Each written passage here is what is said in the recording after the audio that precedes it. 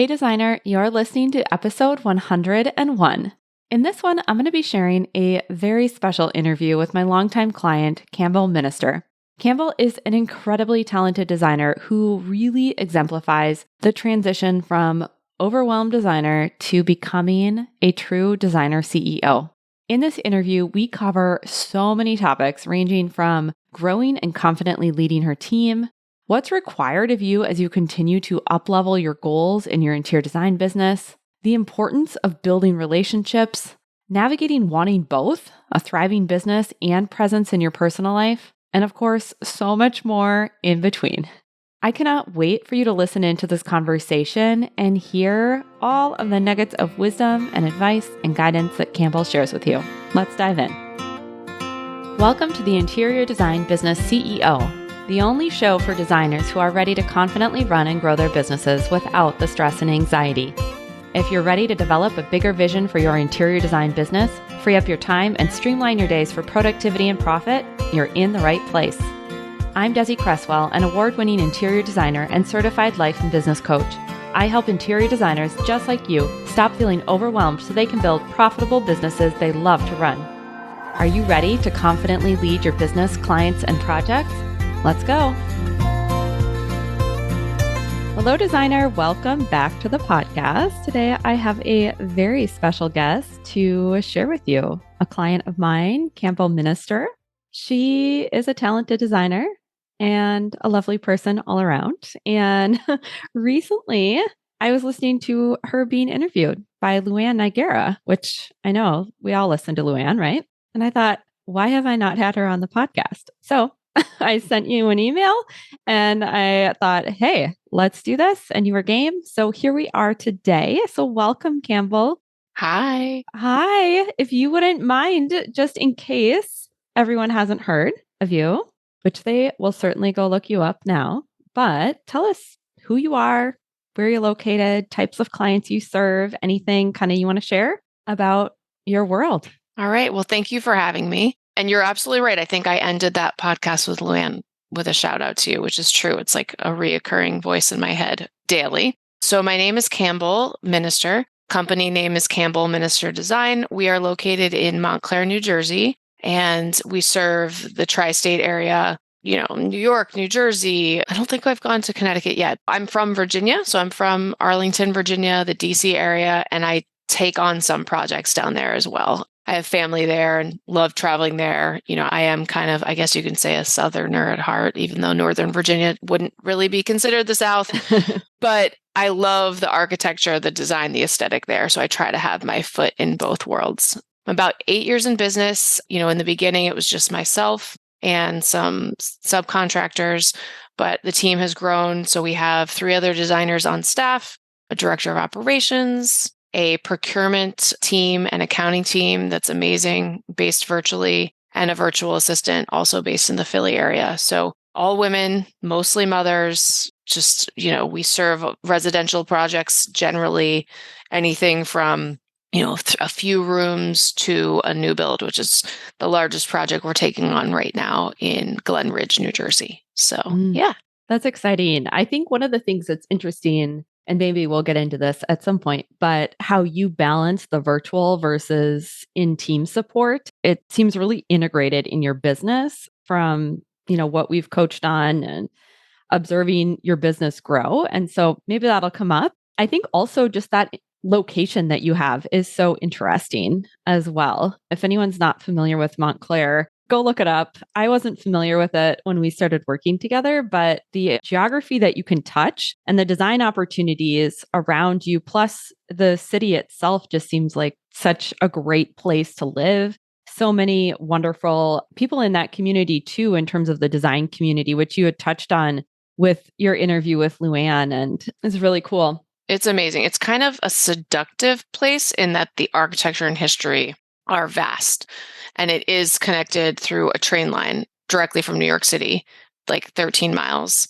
And so it's always been this haven for like artists and business owners who use Montclair as like their summer homes. So you can see that in some of the architecture. And it really just means that there's never ending old homes that need to be renovated which is amazing for my line of work. But also you're right, the connection to the city. I mean, I think I can count 5 events that I'm going to at the D&D, 200 Lex, like Connecticut, like just all these resources here sometimes makes it that I don't even need to go to High Point, right? Because we can dig into that. So yeah, that is correct. Yeah, very cool.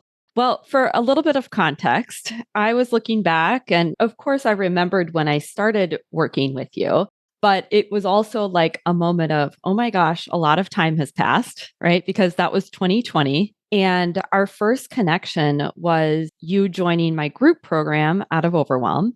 And I was trying to remember, like, I think that might have even been the first round of it. I was wondering that. Yeah, I think it was. I couldn't put it together in terms of, because I've changed systems now in terms of like my back end. And so some of that data was unfortunately lost. And I'm like, I think that was the first round, which is just crazy to me. And I remember our consultation. You were on vacation with your family. I was in South Carolina during the pandemic escaping. Oh, yes. Mm-hmm. Yeah. So I remember like seeing you in this hotel room and like your family was fluttering about in the background. And what I think really struck me as I was reflecting in where you were when we first started working together. And then there was some break in there. And then we came back together to do a round of private coaching. And then, of course, you've continued to grow your business after that. And really looking at that arc that you have progressed along from what I would say is my typical client of overwhelmed designer to designer CEO. And of course, you're going to continue on to build greater things in the business. But I just thought you were such an example of the work that compounds, right? Because there's the piece of, yes, we've got to get our calendar figured out. We've got to stop trying to people please and be everything to everyone. And that is like the seed of what you do later, because it all builds on itself. And that just really struck me as I started thinking about this interview. It's funny because I'm generally a pretty impatient person. So what you just said is so true. Like, reflecting is so important to do. And I'm trying to push myself and my team to do that a little bit more at the end of each project. But now reflecting on that journey. And I think that it was a seed that, has germinated for 4 years. And maybe it's been a little less, like, right. I think I hit that stride maybe like 3 years in to that coaching. But it was also relevant and just like a design project that goes on forever and ever. Some of these projects have long trajectories and you have to trust in the end that it will be worth it. So yeah, it is evidence now that by reinforcing techniques that you taught and that we all learned as a group and then implementing them and continuing, and really, kudos to you with the podcast because it's helpful. Even like when I can't do private coaching now because whatever, I'm too busy or, finances or anything, right? I listen to those podcasts and it's a good reminder of what was covered because I think you have some reoccurring themes and topics that come up in those. But yeah, no, I remember I was kind of, when you were asking about being set up virtually, I was very comfortable early on because I always had VAs prior to the pandemic hitting. So coaching with you was easy because I was like, I knew that it was successful, right? It felt very foreign like 4 or 5 years ago to people to do virtual work, but not like I was comfortable with that because of our virtual setup. And that was a really pivotal time. My husband had lost his job in the pandemic. And so I needed confidence externally in order to help me bolster myself to take on this next role as breadwinner. Maybe not forever, but like at least trying to contribute because I hadn't been working. I was with my kids at home up until then. And it was an amazing group. I still talk with some of those members of the group. That is something that I underestimated when I started doing the group format of those long-standing relationships. And I, of course, keep in touch with several of you that were in that original group too. And it is special. I want to just circle back to something that you said with the contrast of being an impatient person at times, right? With comparing that to trusting the process in terms of a design project. I think that's really interesting to think about and also just to have listeners reflect on a little bit because, maybe they've worked with a coach, maybe they haven't, maybe they've taken steps to try and change things in the business. And I think most designers there's always this little worry about install day of like, is it really going to look as good as I think it is, or is it all going to come together? I think a lot of us have that little nagging thought, but also there's an overarching theme of trust of, I know what I'm doing. This is coming together. Yes, there's going to be bumps along the road, but this project is happening. And no matter what, it's the train's coming. Yeah. But I think that's interesting to think about with our own personal development of often we like dip our toe into a change or want to try a strategy, but then we don't immediately get a result from it. And we want to hop strategies because we think, well, maybe that one will work for me. And it's like, why don't we have that same level of trust? And I think trust is something we have to build in ourselves.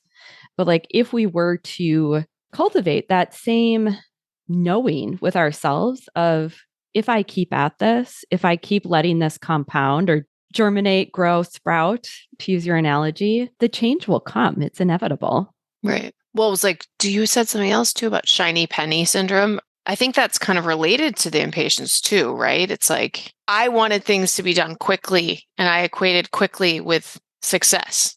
And I think honestly, the more design projects I've done, I realized that you have a process. Maybe I want to move my client through that process, but sometimes things have to germinate organically with them. And honestly, I think being an impatient person helps me with communicating with my clients. Look, I know you kind of want this done. I know you want X, Y, and Z picked and checked off your list, because a lot of the people we work with are highly motivated, successful people who are used to kind of driving things on their own. But I also think having them trust us and being like, trust the process, like it will get done and it will get done well and right, and communicating to them what the design process looks like. So yeah, it's just kind of saying that I relate to their impatience because that's like my default. Yeah. And as I'm thinking about this, I think what happens with the shiny penny syndrome and with clients is pretty parallel. Because when I think about your comment on quick is synonymous with success, right? I think we want quick because it is going to then provide us evidence that something's working or we're on the right path, or it's going to gain that outcome that we want, right? That's where the impatience, I think, often comes from, is we're not trusting that the success or result we want is inevitable or will arrive for us. And that's, I think, when we start wanting to method hop or shiny penny syndrome our way out of a problem in the business. But if we think about it, that's so similar to when we're supporting those high-end clients, how important it is to be communicative, to set those expectations, really help them understand the process, understand the ups and downs of a design project, because their desire for quickness, I think, is coming from an insecurity or misunderstanding, not having enough reassurance in that their project is being handled well and they're going to get what they want at the end of it. And that really does come down to trust. And I think we are grateful to have the majority of our clients trust us, but only through what you just stated, evidence of earning that trust, because, we have to kind of prove to them, at least in the beginning, that we're trustworthy as well. And so there is a little bit in the beginning of like quickly responding to them so they can build up that evidence and compound that evidence, which I think then buys time and trust later when things get a little stickier and like drag on, right? Like waiting for the countertop template or waiting for the tiler to come or fixing a mistake that was made. Like then they know like Campbell's got it, her team's on it because we earned it. For sure. For sure. I didn't know I was going to get coaching in this call, Desi. I can't help myself. I know, but like, honestly, it's so great to hear because I think that explains a lot to me. It's like trusting that even for myself, like right now, I would say trying to support my team in being able to take on projects on their own and removing me from some of the meetings that have to happen. Mm-hmm. And I want that immediate success, and like, I have to remind myself not to be impatient. It might take months and that's okay, Mm. So yeah, that's a good reminder. Thank you. Oh, you're very welcome. I feel like there's another parallel coming once my brain forms the question. No, it's okay. One of the things I was thinking about too is I was actually reviewing our session notes throughout the years and, some themes emerged, right? And I think with coaching, It's an evolving process. Like there are things that we've resolved and they tend to not bubble up again. But then there's also the themes that tend to evolve and progress, and you start just understanding or integrating at higher and higher levels. And we don't necessarily fully release the challenge that we're presented with, but it's just being presented in different ways as the business continues to grow and we set bigger goals for ourselves. And one of the themes that I had noted for you is just that understanding and really owning the value of your services. And I saw in our notes, one of the questions I had put in the notes that I send after the session's complete is, what are you selling or what are clients buying if you aren't selling a fast timeline? Wow, that's crazy. And I think that you've really progressed through that. Yeah. Right. But I think it's so in line with what we're just discussing of the unintentional value that maybe your brain has a pattern of placing on faster equals better. And it's even showing up here now in a different flavor. Definitely. And it's funny because I would say within the business, we have moved through that because I'm so much better about communicating upfront. Like, okay, I see your contractor's timeline is that we need to have this picked out by the end of September, but I'm just letting you know that's likely not going to happen. But, we're still going to work to do X, Y, and Z. And I just feel like I'm better at knowing that honestly, our process, if anything, is slow and methodical in a way that like makes you feel so taken care of that that's what we're selling now, is not having to worry about it because we've got it and we're delivering like a high-end customer experience where all the little details are taken care of. And so the speed thing, I think they appreciate that we're moving through the list for them and checking their list off. It's just that we're not trying to do it in a rushed, hurried way. We want to create calm, But it's still, obviously, if I'm bringing this up, it's still my default. And I think that probably shows up in my home life, like we needed to pick an oven and a microwave to get a new one. And I was like, we've got to do this right now. And, my husband's like, I need a second. Let me think. Like, we're so different. And I love that. But I think I try to push it maybe where I haven't sorted it out, or rushing out the door for soccer practice instead of maybe methodically thinking through it a day in advance and putting things out, making the kids feel like my clients feel like, I have your water bottle here. You just have to fill it. And here are your shoes, but you just have to put them on, Yeah. And here's what I'm thinking now. Follow my train of thought. Okay. But like, what if the speed piece is being flipped now on you, right? You said you want your clients to feel like you're moving through the process in a slow, methodical way where they feel fully supported. And I almost wonder if with your team, now is the time that it flips, right? It's like you've got that nailed for the clients. And so with you removing yourself more and more from some of those meetings with the phase of life that you're headed into and the phase of business you're headed into, it's like this is the period of time where it's slow and methodical so you feel fully supported. And that is the way. Yeah. My team, meaning I support. With your team. No, the team supporting you. Got it. I see what you're saying. And the process of ironing out these pieces of who's where, who does what is the slow, methodical approach is the way, just like you see it in your business. And I wonder if that might help feel a little bit more patience or trust around how that unfolds. Right. I'm going to have to marinate on that. I'm like, how do I help them feel that way? Mm-hmm. Yeah, it was just something that came to mind. So I thought I'd share it. No, I love it. Thank you. Yeah. I think, tied to that is the navigating thriving business and presence in my personal life. And I had mentioned to you prior to this interview that continues to be a theme, right? And I try to protect that. And I'm so much more clear without feeling guilt, right? Like I look at the calendar at the beginning of the year. Whenever my kids are off, like we are closed, period. We did it once this summer because it was tricky. And we had a paper hanger go and install something when we were out of office because we thought it would be, oh, no big deal, just paper, like whatever. But obviously learned the hard way, like again, that we have to be present. We have to check on his work. It's the smallest details, right? Like So generally policy is like, we're not going to just send a tradesperson without being available that day to check on their work. And, having kids and that balance and juggling that. I mean, I would say I've gotten the support inside of my family now to help me be working more at work. And I realize that for me, I don't need to necessarily be at every pickup from school every day, and in fact, it's counterintuitive to me because I can't fully be present with them 5 days a week at pickup. I'm thinking about what I didn't do. So like, I'm just constantly juggling. Every year is new, but now it's 2 days a week I pick up and 3 days a week I'm working and they take the bus and someone's here for them. And that's okay, So I love the flexibility of owning a business, but I think I'm just always navigating wanting to quote unquote have it both. And I think I'm, knock on wood, doing a decent job of that. Hopefully my kids would say the same thing. Well, I think what you're doing is prioritizing what matters to you and what matters to your family.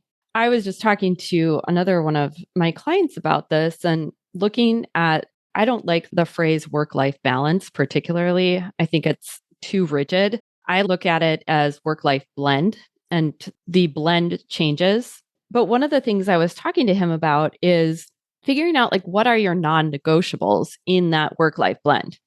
Because like, you could totally make it happen if you wanted to pick up your kids 5 days per week, but you also might have like the worst experience of it, both for you and for them, versus saying like, no, it's important for me to be at the school and establish those connections or see their cute little faces when they come out and they're so excited. Right. But I also know that it's not realistic or doable for me to do it 5 days per week. So I'm going to do it too and totally love when I'm doing it and also be totally okay not doing it the other days. Yeah, no, that's a great point. And I feel like I've gotten to that point now. You know what I'm struggling with? It's funny that we're having this conversation.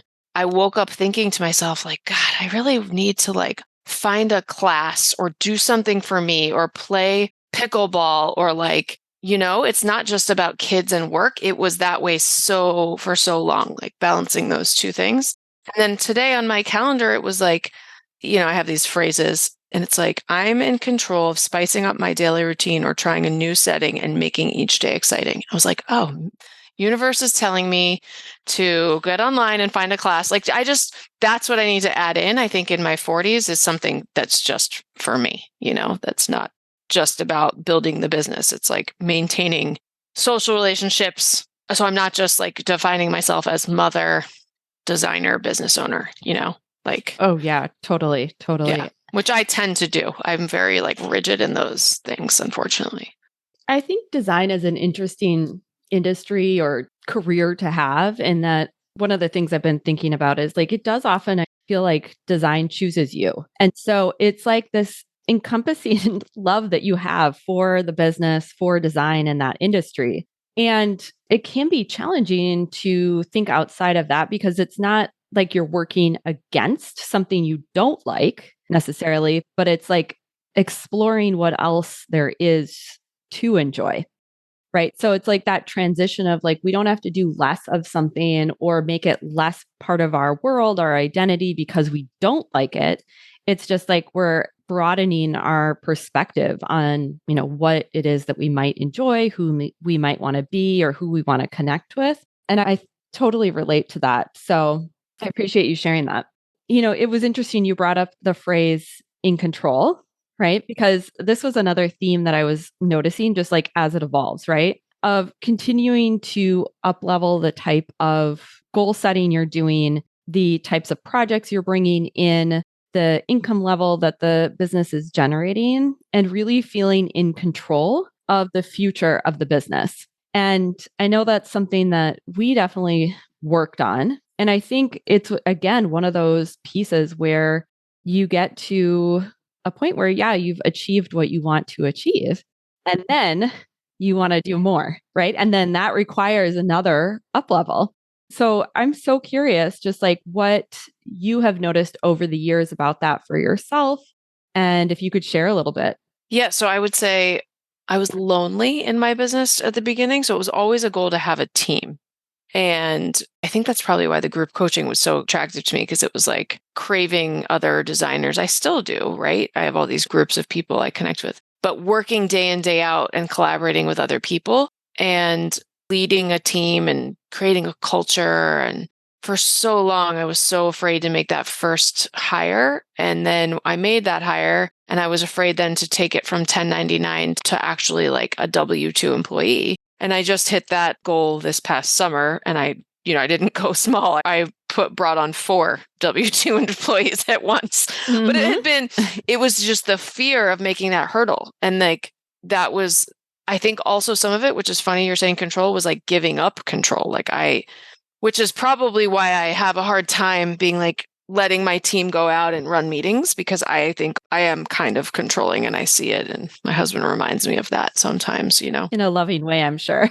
In a loving way, but like his way of, everyone says doing the dishwasher, but it's true. Like his way of doing the dishwasher is different from mine. His way of comforting our children is different from mine.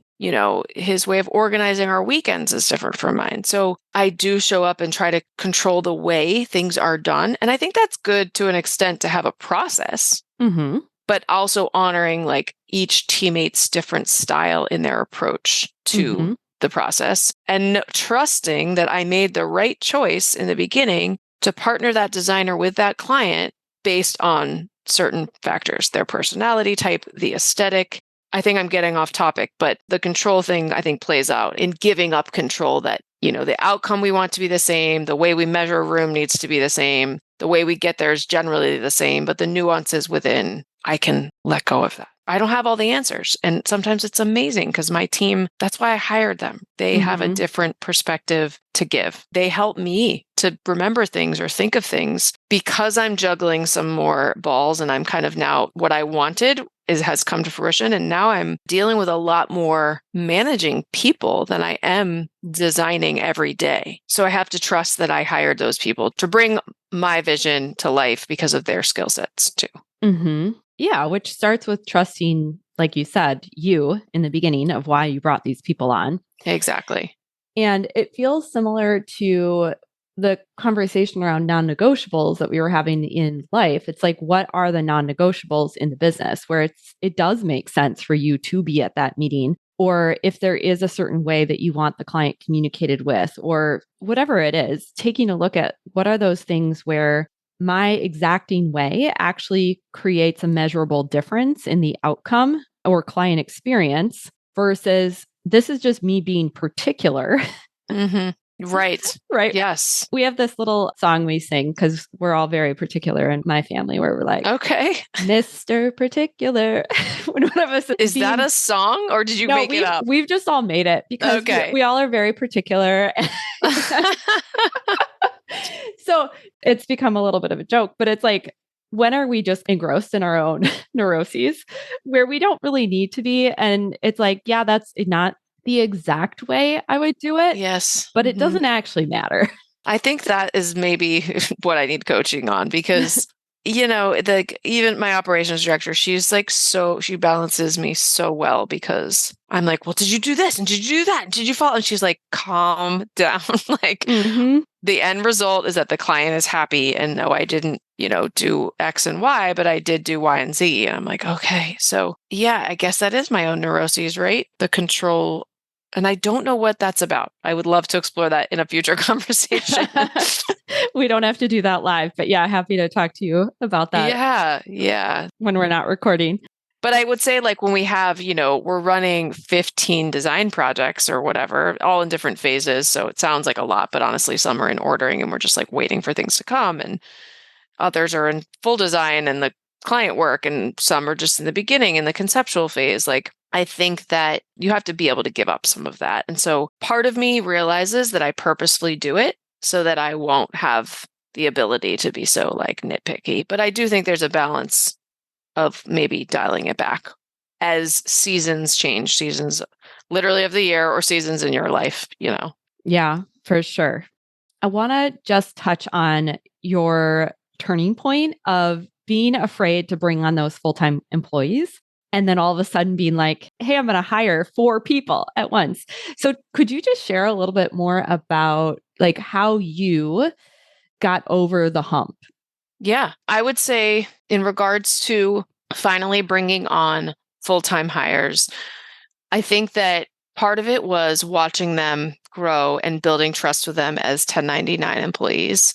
So I needed to see that, right? For them to kind of prove to me that they were worth that in a way. I hate to say that, but you take on so much when you do that, right? The taxes, kind of just responsibility. If their role grows, like there's 401ks and there's just so much. I mean, it felt, and that was part of it. I think part of my fear was feeling like it was a very big responsibility.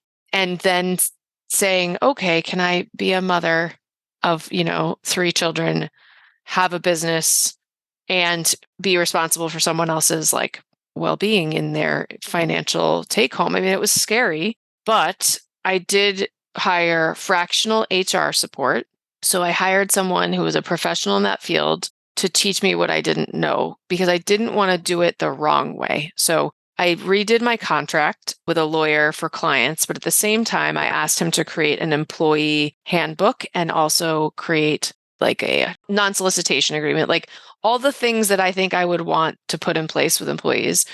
Then I had the HR professional tweak that and put like my voice and branding on it and really dig into the value and culture of the company. So that took a while. And I think I stalled and delayed. And I know I was the one to maybe push off the meeting and push off the, because they'll be like, all right, we're ready to move forward to the next phase and do this. But I just didn't want to bring people on without knowing that I exactly could articulate what we wanted as a company and what the expectations of them were. So that was the delay. And then at once I just was like, I can't talk about this anymore. We got to do it, and they were already working on projects. Some of them had been with me for like 3 years, but I also wanted to honor what they wanted. Like, do you want to be a subcontractor? Do you want to be an employee? There is some level of control around schedule, right? So if we're trying to grow as a business and we have more and more client interest, knock on wood, which we do, which is great, I can't have people just deciding how much they want to work a week. I need to say, I need you 20 hours, like even if it's 20 hours and I need you on these days. And we're more focused on project deadlines than we are on like the hours, but still giving that parameter, maybe that's a better word, not control, but parameter to them of the expectations, and being more clear was the point I got to. Like it just wasn't functioning well with this ambiguity around like their role and timelines. Yeah, no, I think that's so helpful for everyone to hear. And what it makes me think about is just that balance of when it is necessary to hire someone to get support, to take the time to put specific strategic plans in place. And then also paired with like, when do you just need to get out of your own way from a mindset perspective? Because I think one of the things that when I coach with clients, I'm always looking at it from these multiple perspectives of, is this a strategy issue or like a tactic? Do they need some piece of information delivered? Or is this a mindset block that, it's a live and need belief, or just a belief they've held that they don't even recognize they have an option around? And I think it's so rarely just one or the other. And so I think that's such a great example just of how you in one scenario could kind of summarize like what are those different pieces and how both of them are really necessary to work through whatever that next goal is in the business. Yeah. And I think the block for me, if I'm being honest, was perfectionism, right? Is like, and I had to get over that and just say, what is that phrase? Like done is good enough. I don't know. Instead of it being 100%, it had to be like 85. And then I could sort out the rest.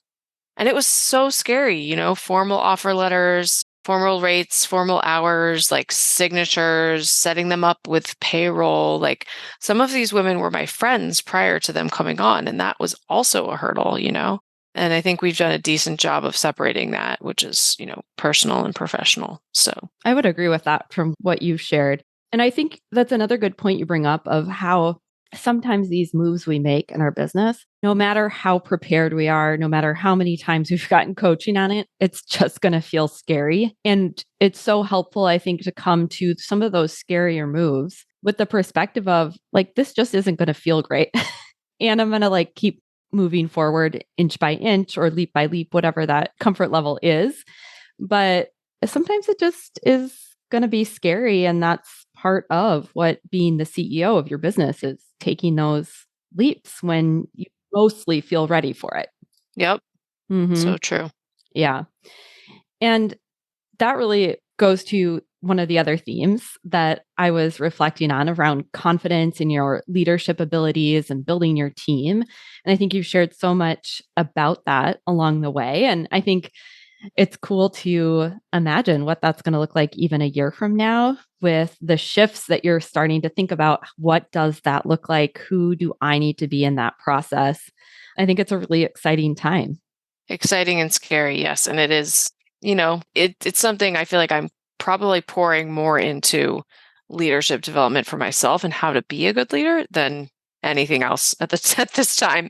Because I think I don't ever want to, I know I don't want to have an enormous firm. Like I'm comfortable with about the designers we have now and the project size we are now until my children are kind of out of the house and off to college. Like I could see that changing. But for the next 10 or so years, like I'm in a good rhythm and I like this. It allows me back to the balance to have work-life balance. And I think that's okay. I need to remember that I'm in charge of my own company and I can change my mind. And, and that's probably something I struggle with is like changing my mind and making a different path and saying it's okay that I don't want to be, bigger, better, published, all these things. Because Instagram especially is still that tool I feel for our industry. And so you can get sucked up in comparison very easily, Oh, yeah, for sure. For sure. And I think if anyone can just take one takeaway from that comment that you just made is like, yes, you can change your mind. That is, I think it's interesting. And I've been working through some of this as well over the past maybe 6 months or so, where it's like we start the business because we want to be the one in charge, to be the one who calls the shots. And we create these rules and then we don't let ourselves break them. Which goes back to that, like on the podcast, you've talked about the calendar and living by your little boxes on Google and all these time frames. And like, that's what I'm speaking to when I speak about, well, I need to carve out some personal time in there because I look at those color coded, my team wants to vomit when they see my calendar, but it makes sense for me, right? Color coded little calendar invites. And it's like, maybe there should be some personal stuff in that. Who said that they had to stay, Yeah, go put them on there now, even if you don't know what you're going to do with them. Right. I think that was some coaching that you did do that was like enlightening for me. So I have on every Friday, 1 to 3, Campbell, no appointments. Yeah. And it's great.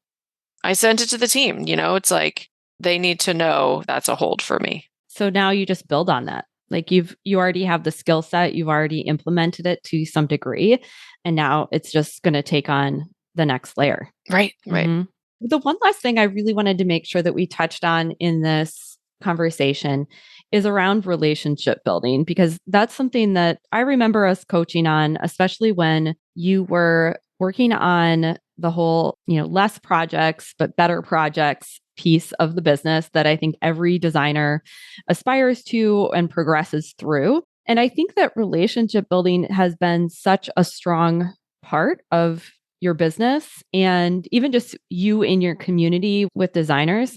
When I talk to designers or I coach them on relationship building as a form of marketing, I think people are like, they get a little like, I don't know about that. That feels too forward. Or what do I have to offer?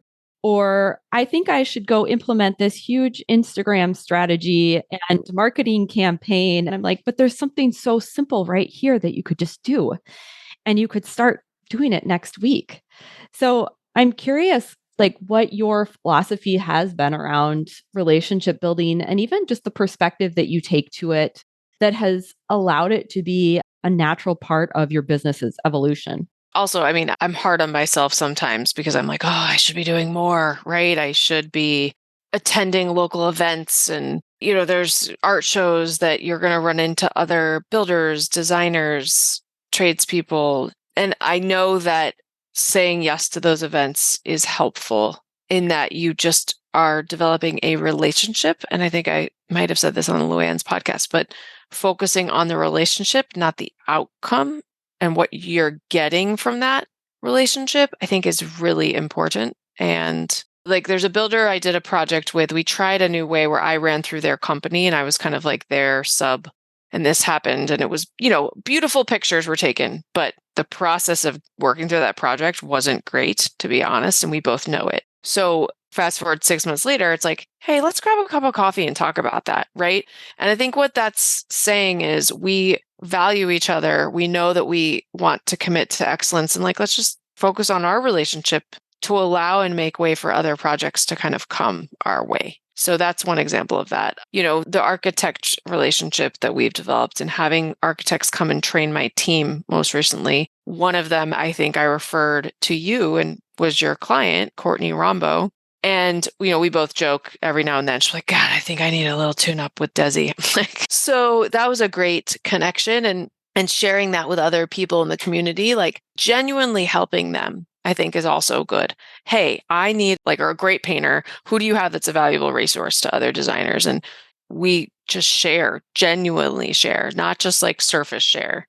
We're giving tradespeople up that we trust, who frankly could take away from their job, right? If I book them, they may not be able to use them, but that's like such a gracious act of kindness. And I know she's really giving me someone that she trusts. I think right now my focus is on relationship building with designers in the industry outside of New Jersey, because I do want to focus a little bit more on press in 2025, and just get my name out there, because I want to attract a certain type of client and project. And I think that press, I need to have a clear goal. It's not to make more money or even be an ego stroke, right? Because I think sometimes you can get caught up in that stuff, but it's to give credibility to existing clients and attract clients that have certain projects, that want a certain style and aesthetic, and want to buy products and that are like a little more quality than maybe I have on past projects. So by going to these industry events, connecting with design professionals, networking, by just showing up and learning, that I know that will come from that. It just happens organically. It does. It does. Yeah. I was just talking to a friend and thinking just how that has been so evident in my career trajectory, even just being a, recent grad of design school back in that would have been 2006, and how the thread of relationships has always been so important, and not even something I knew I was doing. But I think what you say is so important, is it's about the relationship. And I think when we focus on the relationship, then it becomes enjoyable. Yeah. Right. It doesn't become this big scary thing you're supposed to do on a Friday because you told yourself at 11 a.m. I'm going to go network. But you get to enjoy the people that you get to work with and get to know them on a personal level and as people. And I think that's some of the most rewarding pieces of owning your own business, are those relationships. So I appreciate you sharing that perspective. Yeah. And to drive it home, even on the vendor side, they offer these vendor showroom or vendor visits where they come to your local community and they give fabrics, and you may not need a fabric for a project, right? But you're going to go in and see something you didn't know you need, number one. Number two, the reps also, it's the same thing. I was just talking about it with one of the reps. She said her bosses want her to sell more, right? And I said, what we just had here by talking and knowing each other and me seeing something pretty and ordering memos, I may call you in 3 years and order 100 yards of fabric because of the way you treated me and I treated you and the connection that we made. So again, back to the beginning of our conversation about the seed and germinating and the trajectory and patience. I think that's part of that selling process too. It's relationship based in my mind, and that's always helpful, especially if you need a rep to bail you out of a sticky situation. Shout out to Scott Harrington from JF Fabrics specifically.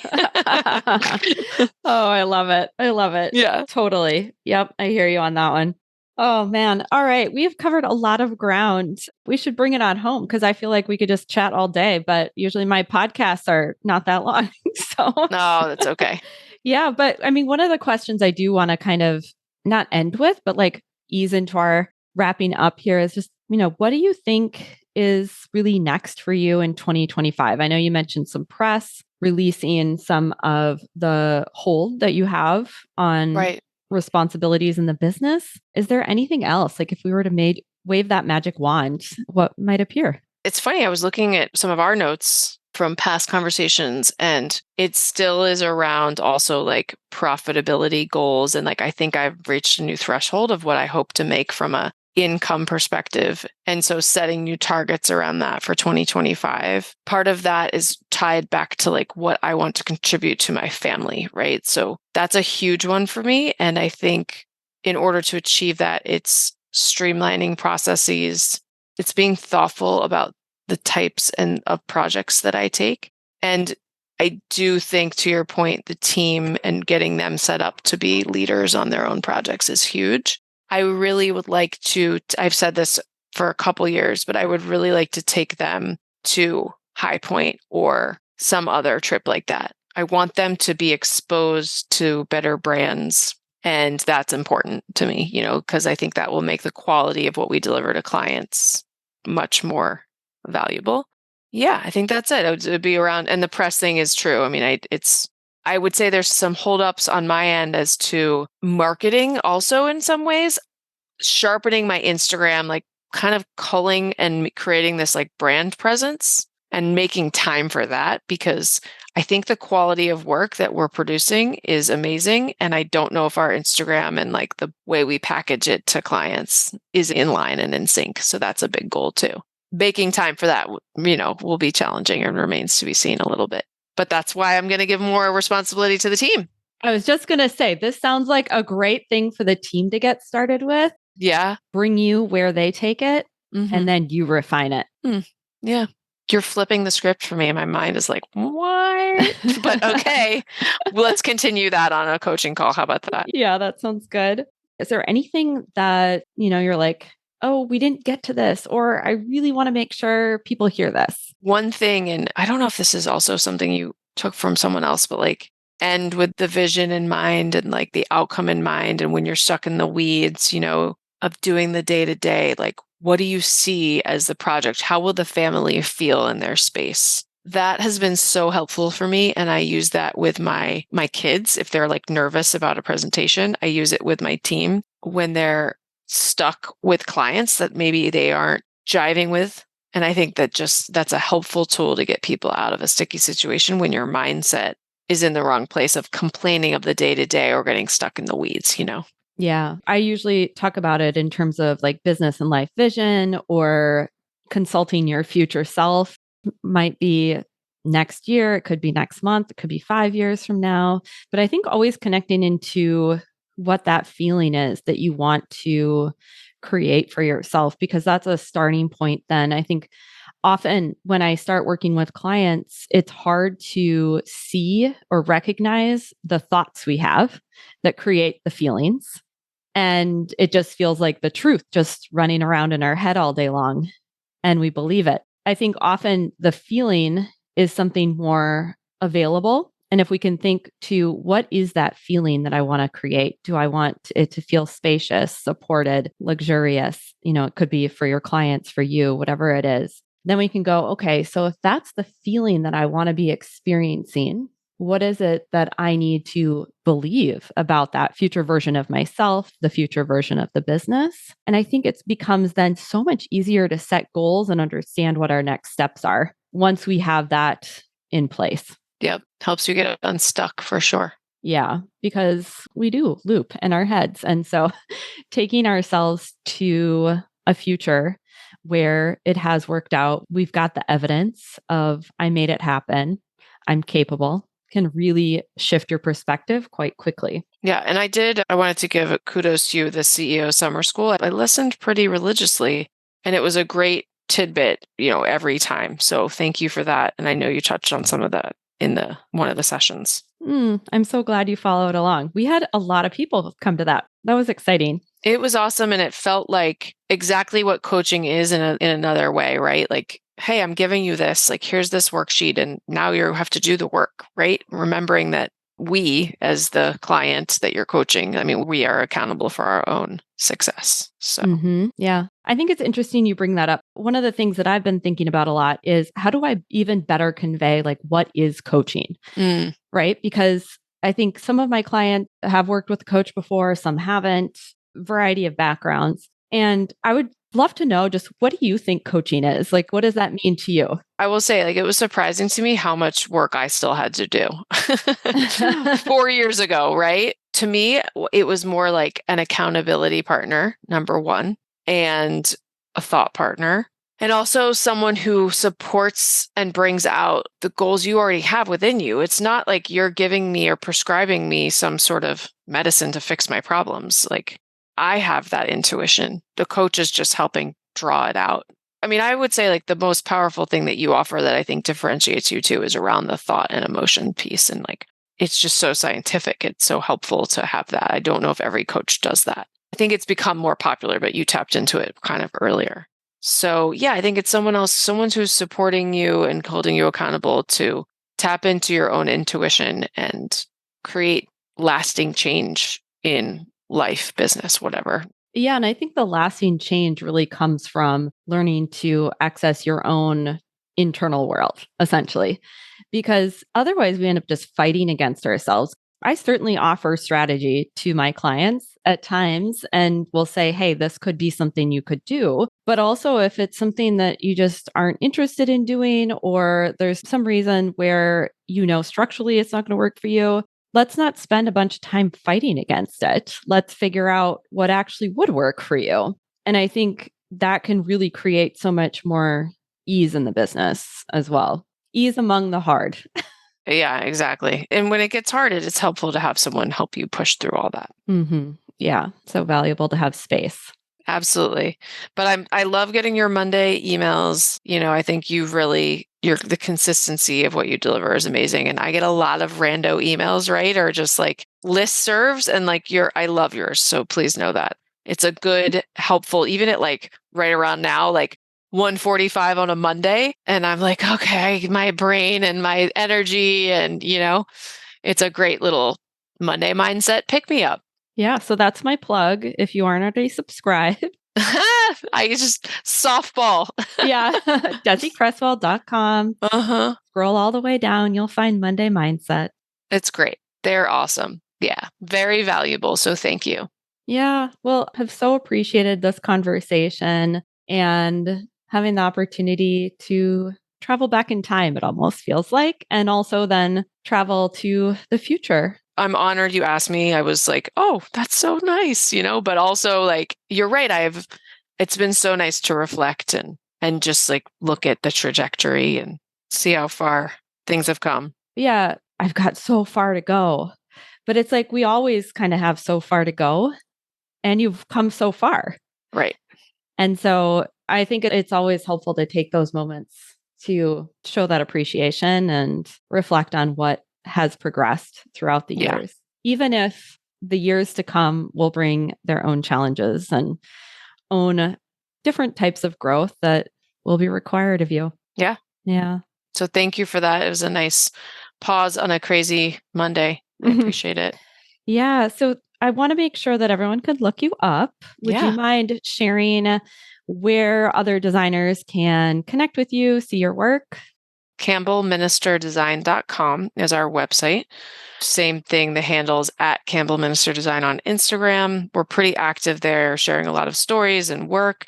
I am involved in a lot of the design industry events out here. On my to-do list is to join ASID New Jersey. So that will be an event coming up this month or next month. I think that'll be going to. I believe Luann's going to be there. But yep, that's the best place to contact us. Website, Instagram. All right. Well, everyone go look up Campbell because she's incredible. And really, that's what we've got for you today. I'll be back next week with a brand new episode. And until then, I'm wishing you a beautiful week. Have you ever wished I could be your coach? If so, keep listening. For a limited time, when you leave a rating and review for the podcast, you'll be entered to win a one-on-one coaching session with me. I can answer your questions and coach you on your unique challenges. All you have to do is scroll down to the bottom of your podcast app, tap the 5 stars, and leave a review. Tell me your favorite episode, why you look forward to listening every week, or why another designer needs to check out the show. It won't take long, and as a thank you for leaving a rating and review, you'll have the opportunity to win a private coaching session with me. Just click the link in the show notes to submit your review so I know how to get in touch. I can't wait to select a winner, and it might be you. I'll talk to you next week. Thanks for joining me for this week's episode of the Interior Design Business CEO. If you want more tips, tools, and strategies, visit www.desicresswell.com. And if you're ready to take what you've learned on the podcast to the next level, I'd love for you to check out my signature group coaching program, Out of Overwhelm.